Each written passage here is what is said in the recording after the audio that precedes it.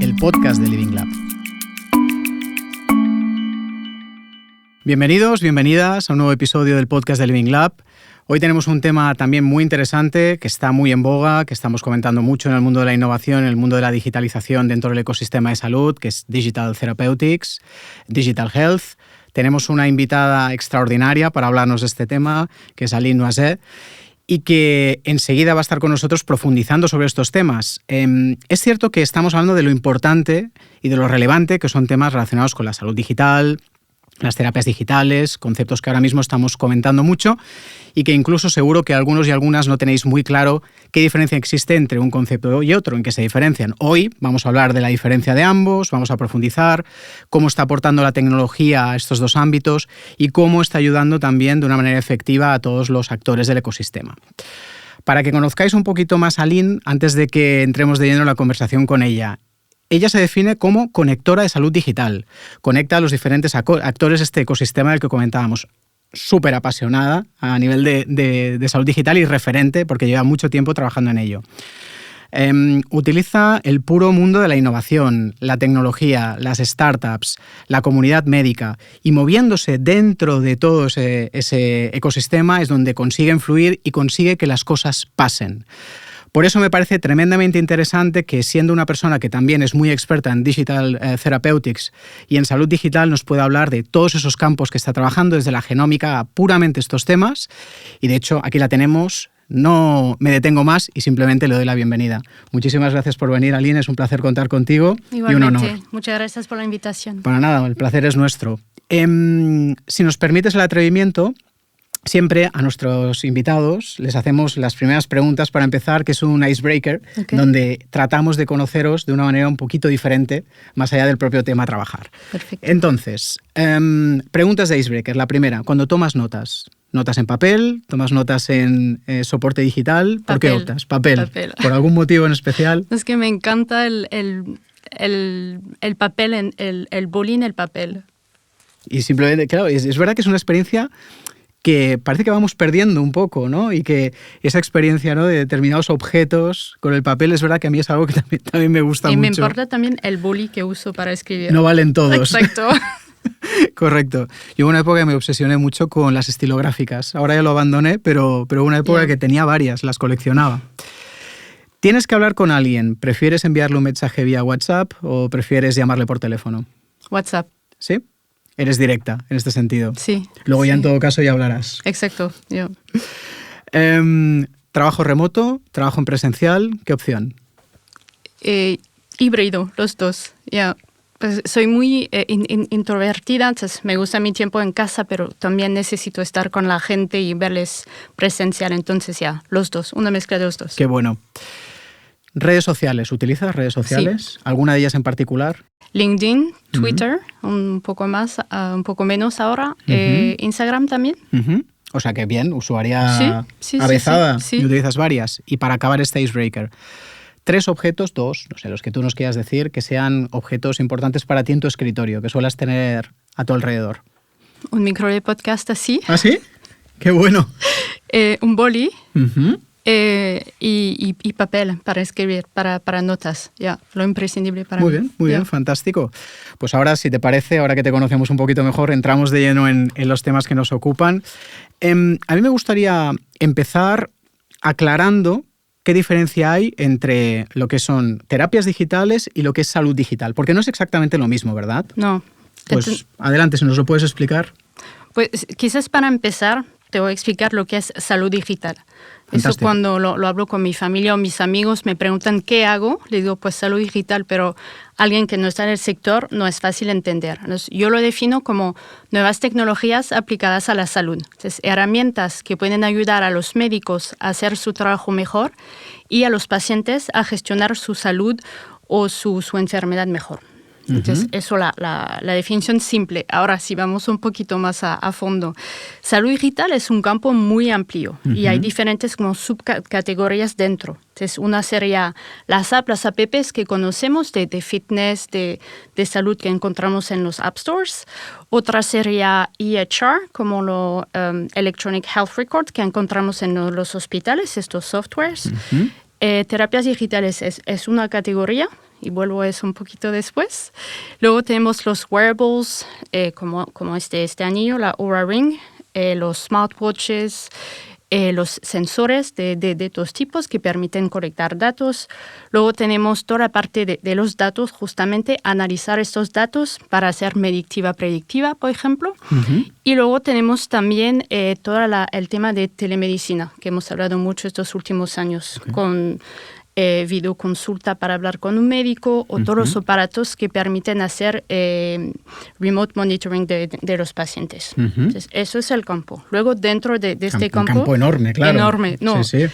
Y además son soluciones para diferentes actores, ¿no? Para profesionales médicos, para pacientes, para farma, toca a todos. Entonces, si miramos ahora, hacemos un zoom in en las terapias digitales, la diferencia entre terapia digital y una app de salud es que son validadas clínicamente, primero. Entonces, en un entorno clínico se validan que funcionen y luego están validadas en la casa del paciente con los real world evidence, como decimos, para enseñar que los outcomes son los mismos en el ensayo clínico que en la casa del paciente cuando lo usan en el día a día. Con lo cual la evidencia, que exista evidencia, es crítico en toda esta parte. Exacto, imprescindible. Yeah. Y las terapias digitales son para pacientes, eso es importante también. Una solución que es para profesional médico no es una terapia digital. Yo creo que queda muy claro y gracias por la aclaración, porque es verdad que hablamos, ¿no?, frecuentemente de este tipo de conceptos, los vamos incorporando en nuestro lenguaje, pero muchas veces no acabamos de saber cuáles son las limitaciones o los perímetros de cada cosa. O sea que fantástico empezar por ahí. Tu experiencia amplísima en todo este campo. De hecho, por eso te agradecemos tanto que estés hoy aquí con nosotros. Cuéntanos un poco, dentro de esta construcción de experiencia en tu carrera profesional, ¿cómo ha sido? ¿Cómo la has ido construyendo? ¿Cómo has ido evolucionando? ¿Cómo has ido avanzando dentro de estos campos en tu carrera? Okay.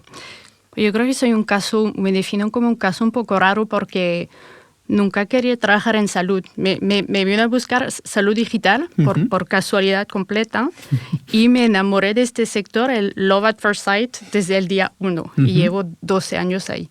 Entonces estudié filología inglesa, luego hice un MBA en ESADE. Okay. Ahí es donde encontré a Frédéric Jordax, sí, que fue mi primer jefe, y lo que digo siempre, quién soy hoy y lo que hago en este sector, en gran parte es por él.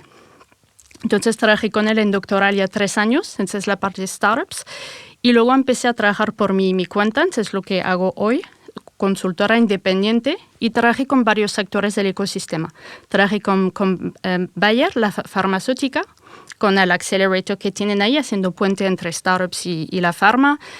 Hice también conferencias internacionales, trayéndoles aquí a Europa, entonces enseñando a startups, poniéndoles en un escenario y haciendo conexiones entre los otros sectores del ecosistema. Hice también proyectos con la Comisión Europea para apoyar a estas startups, conectarles con clientes potenciales, con inversores, y hoy trabajo también con inversores. Entonces, eso me permite, todo lo que hago, el nexo común son las startups. Entender bien el ecosistema para poder ayudar a las startups a llegar hasta el mercado y a las personas a quien tienen que llegar, que sean profesionales médicos, pacientes, etc. Qué interesante, porque precisamente muchos de los retos que estamos viendo a través de este podcast, cuando hablamos con nuestros invitados, nuestras invitadas, y nos hablan de Open Innovation o nos hablan de los retos que tienen las startups cuando tratan de llegar al mercado, o tratan de encontrar cuál es su público objetivo o financiarse. Y es verdad que muchas veces las dificultades están en cómo se crea ese ecosistema y cómo se empiezan a vincular los diferentes puntos, ¿no?, los linking dots. Exacto. Y entiendo que estás en medio de todo eso. Y me parece también muy interesante el hecho de que vengas de filología y que tengas una parte humanista, ¿no?, que seguro que también es importante, además de tu experiencia dentro de la salud, ¿no? Porque al final hay muchas conversaciones, hay mucha psicología, hay una parte relevante ahí. Totalmente. Qué interesante. Por toda esta carrera que nos estás contando y toda esta experiencia a lo largo de los años, campos en los que crees que la salud digital realmente tenemos un potencial y hay vías de desarrollo. ¿Dónde ves dentro de toda esta experiencia oportunidades? Pues el primero diría radiología. eso ya llevamos muchos años con soluciones ahí, algoritmos que permiten detectar un tumor antes. En el caso de cáncer de mama, por ejemplo, esta empresa que se llama Kiran Medical, con su solución MIA, para ver los tumores antes que el ojo lo pueda ver. Hay otra solución que a mí me gusta mucho porque me toca más personalmente, pero soluciones un poco similar, pero enfocadas a los pechos fibrosos, porque ahí es más complicado detectar un tumor y ellos se han enfocado a eso. Luego hay otras soluciones que ayudan a leer o hacer estas imágenes radiográficas más claras y así para los radiólogos interpretarlas mejor. O también soluciones que ayudan ahora con colonoscopia para detectar los pólipos cuanto antes. Entonces se ve que ya hay cosas en radiología. Luego otro campo, salud mental. Creo que eso sabemos que hay necesidad de soluciones ahí. Y la salud digital lo que hace es como facilitar el acceso. Entonces, para que los pacientes puedan encontrar un terapeuta de forma más fácil, y ahora hay más soluciones que lo hacen como te van a conectar con alguien de tu misma religión, nacionalidad, cultura, y eso es importante, estamos más en esta personalización.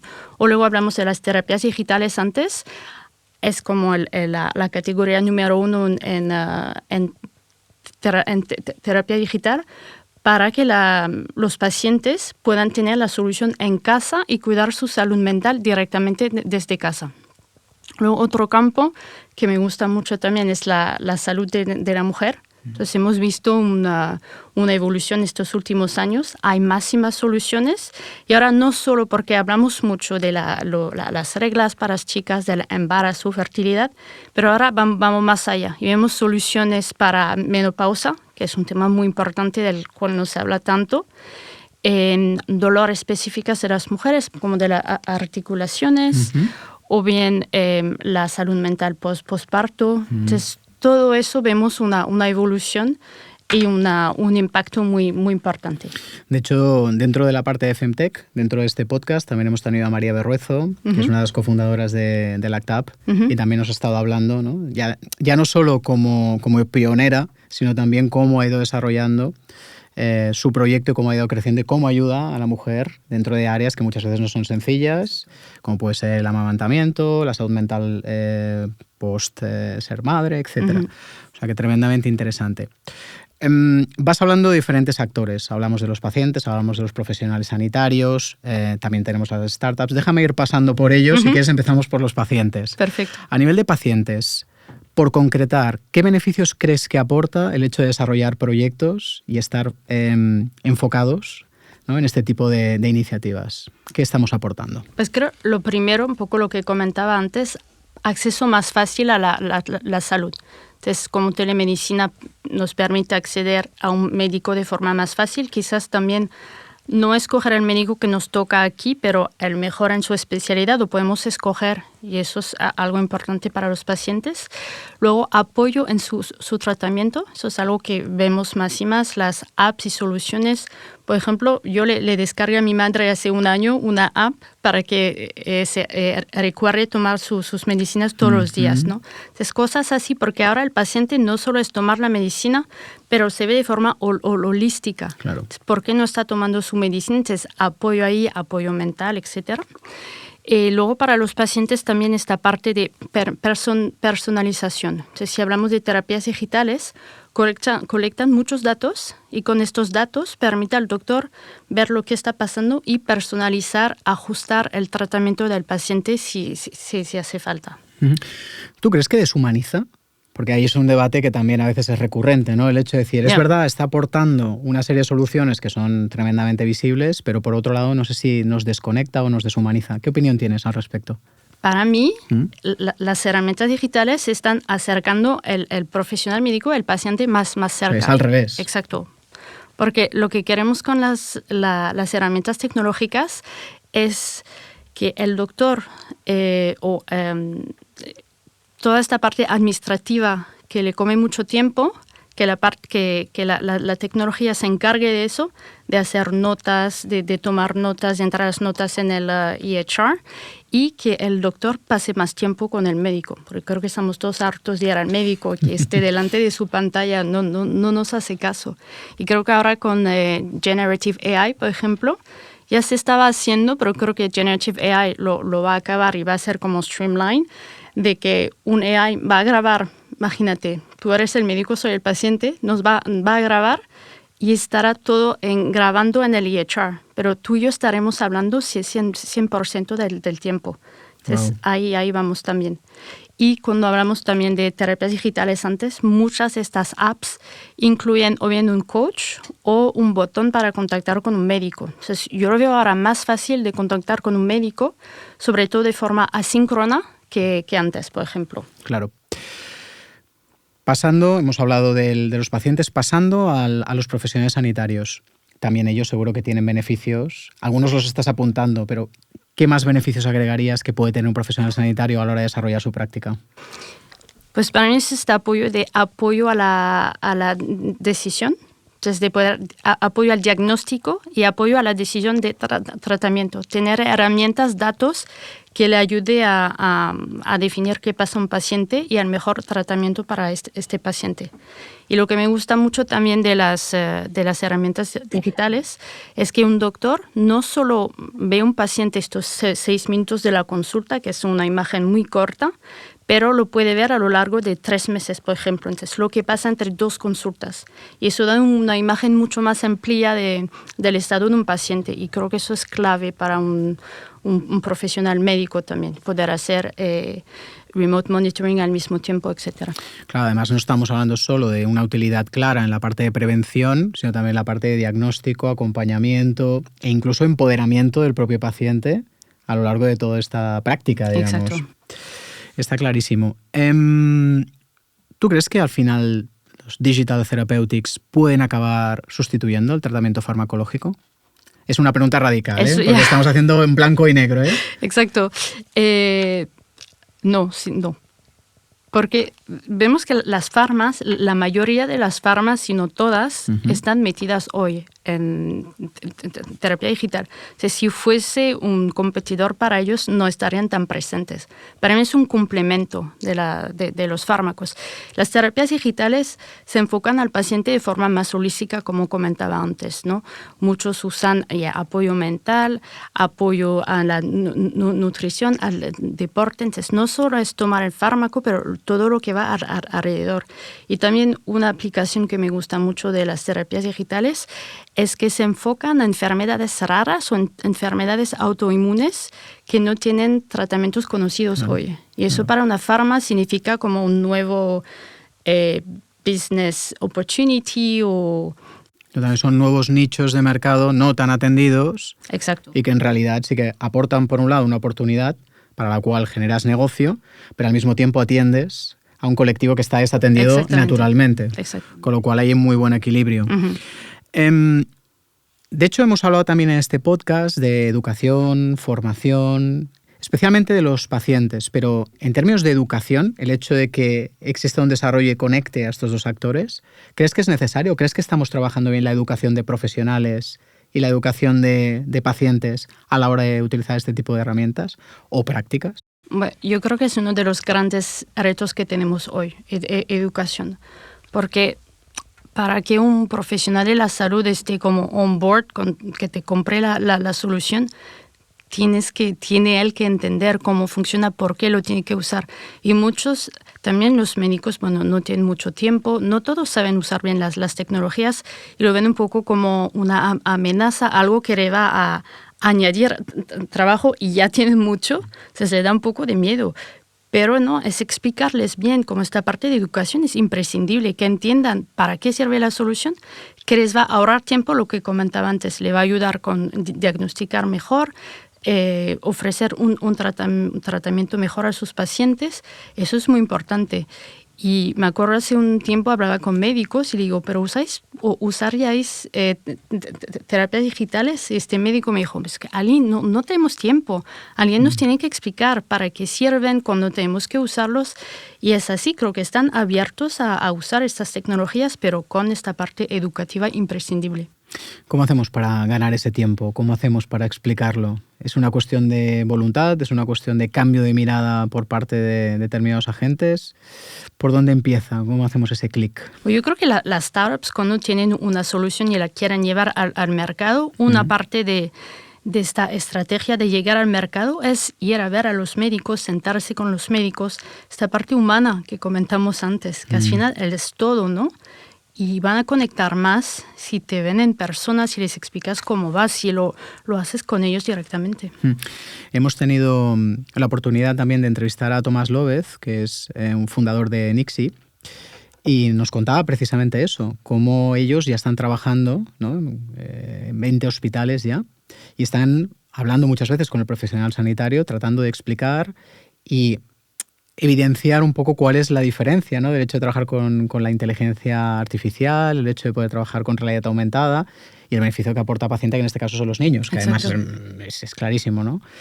Y es verdad, ¿no? Esta parte humana que él tenía muy clara de acercarse, explicar, poder mejorar su producto, pero sobre todo encontrar ese tiempo de calidad para poder avanzar.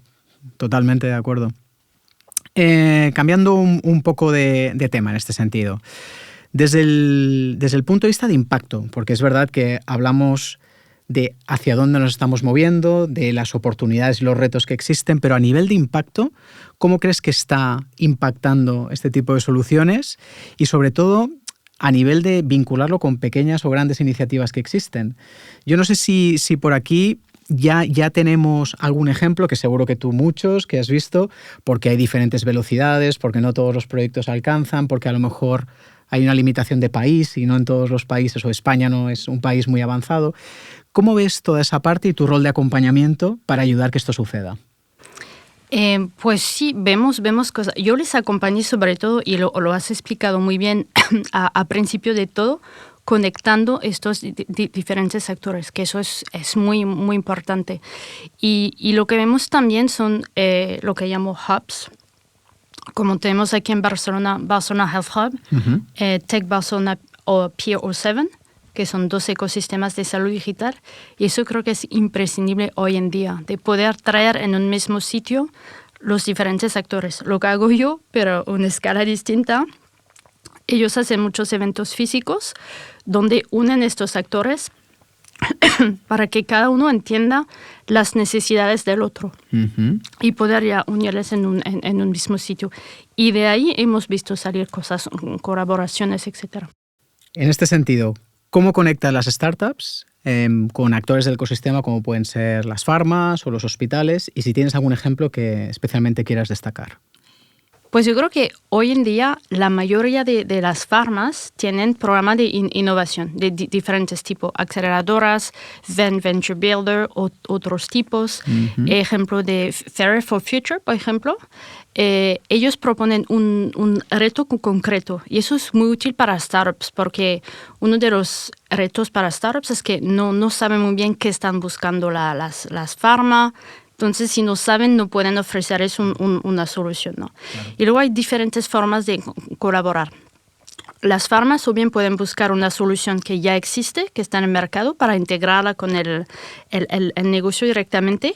O bien lo que vemos más y más, sobre todo con las terapias digitales, es co-creación de solución. Cada uno trae su expertise y los dos crean una solución y van al mercado junto con esta solución. Entonces, esos son las farmas. Y los hospitales, cada vez más vemos departamentos de innovación en los hospitales. Y eso lo hace más fácil para startups también, porque pueden ir directamente ahí, hablar con los hospitales, entender lo que están buscando. Y aquí en Barcelona tenemos un ejemplo muy bueno también de San Pau, junto con Barcelona Health Hub, han lanzado un eHealth Validation Center para ayudar a las startups a validar su solución digital dentro del hospital. Y es algo que es muy, muy necesario para startups también. Qué bueno. el concepto de la concreción, el concepto de cómo ayudar a ir pivotando, pero para conseguir algo concreto y que obviamente los actores de la industria ayuden. Qué bueno. Dificultades. Has comentado algunas, no sé si quieres destacar alguna más, pero dentro de este proceso de co-creación, de colaboración, hay dificultades, más allá de las obvias, ¿eh? Yeah. ¿Quieres destacar alguna que nos hayamos dejado? Sí, yo creo que una muy importante es, y donde ayudo yo también, es hacer como de traductor entre los diferentes actores. Es que tengo la suerte de haber trabajado y colaborado con todos y entiendo lo que buscan. Es lo que hago con startups. Cuando hablas con un hospital, quieren escuchar eso. Un asegurador, eso. Los inversores, que a mí me encantan, quieren ver eso en tu deck. Es como entender bien el otro actor del otro lado para proponer una solución, una propuesta que encaje con lo que buscan ellos. Y quizás otra cosa que es complicado para el ecosistema es entender o buscar la información adecuada para ellos. Por ejemplo, si hablamos de medical device o de CMOC, MDR, muchas startups no saben si lo necesitan para su producto. Si hablamos de medical device, no saben si tienen que ser clase 1, clase 2A, 2B. Y entonces eso es algo que hacen más Barcelona Health Hub o Tech Barcelona, tener los expertos que les pueden guiar y decir, bueno, tienes que hacer eso, eso y eso. De hecho, no hace tantos días participábamos también en un evento que lo hicimos en Barcelona Health Hub, donde también incluíamos a 2 startups hablando un poco de los retos de la medicina de precisión. Y las startups hablaban precisamente de las dificultades que tienen muchas veces dentro de, ya sea la legislación, ya sea la normativa, para poder cumplir con determinadas expectativas, ya sea para acceder a financiación o para desarrollar un producto o poderlo poner en el mercado. Así que todo lo que comentas me resuena mucho porque era uno de los temas bastante común en la charla que se abrió. Ahora que hablábamos de marco regulatorio, ¿cómo está en España el marco regulatorio para Digital Therapeutics? Seguro que es un tema a tener en cuenta y no quiero pasarlo por alto. En España, a nivel de España, bueno, pues primero creo que España es un país diferente de los demás porque tiene diferentes comunidades autónomas y cada uno tiene su sistema propio. Entonces aquí a nivel central, de momento no hay nada, pero sé que hay varios grupos que están explorando hacer cosas. En Cataluña, por ejemplo, las cosas están un poco más avanzadas. Hay un grupo de trabajo ya y presentaron su iniciativa hace unas semanas. Y la idea es lanzar un fast track que no incluye solo terapias digitales, sino un poco más amplio. Y habrá un sistema de DIGA o de PICAN aquí también. Entonces, las startups podrán aplicar para recibir este certificado y acceder de forma más fácil al sistema sanitario. Uh-huh. Yéndonos a la parte final de esta conversación tan interesante y vinculado también con lo último que nos comentabas, ¿cómo ves el futuro de todo esto? No sé si a 10 años, a 15, a 5, márcanos tú un poco el horizonte temporal, pero ¿qué perspectivas ves tú también como persona absolutamente involucrada con estos agentes y referente en todo esto? ¿Hacia dónde vamos, Aline? Pues creo que si en 10 años tú y yo tenemos una conversación, no vamos a hablar de salud digital, vamos a hablar de salud, que el digital estará ya integrado dentro de la salud, hará parte 100% de la salud. El hospital, tal como lo conocimos hoy, no será lo mismo, será algo más pequeño, distinto, donde solo irán las personas que necesitan operación, por ejemplo, sino todo lo que se pueda se hará desde casa, monitorización en casa, tratamiento en casa. Y tú y yo tendremos un gemelo digital, entonces una versión digital de cada uno de nosotros y se hará monitorización de este gemelo y nos podrá decir con antelación cuando nos vamos a enfermar.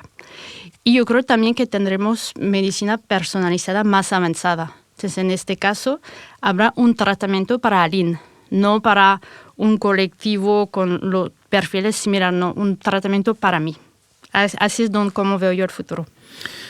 A mí me parece, tengo ganas de tener esa conversación dentro de 10 años, así que muy probablemente te buscaremos para poder ver cómo ha avanzado esa predicción. Perfecto. Por último, y déjame que te meta otra vez en un compromiso, hemos empezado haciéndote unas preguntas de Icebreaker, déjame que también acabe preguntándote si quisieses tener una conversación profunda, larga, de esas de sobremesa, o tomarte un café con alguien para hablar de estos temas que hemos tratado hoy, alguien que te inspire, que consideres que es un referente, que te aporte, ¿a quién nominarías? ¿A quién mencionarías? Creo que nominaría a Ali Parsa, el CEO de Babylon Health. Creo que ha hecho mucho para el ecosistema de salud con Circle, luego con Babylon, y hay mucho que aprender de un señor así. Qué bien, pues Aline, ha sido un absoluto placer tenerte, que nos hayas explicado y hayamos entendido un poquito más el mundo del Digital Health, de Digital Therapeutics. Enhorabuena por todos tus proyectos y sin más, a todos y aquellos que habéis estado siguiendo este podcast, os invitamos al siguiente episodio. Muchas gracias por estar ahí.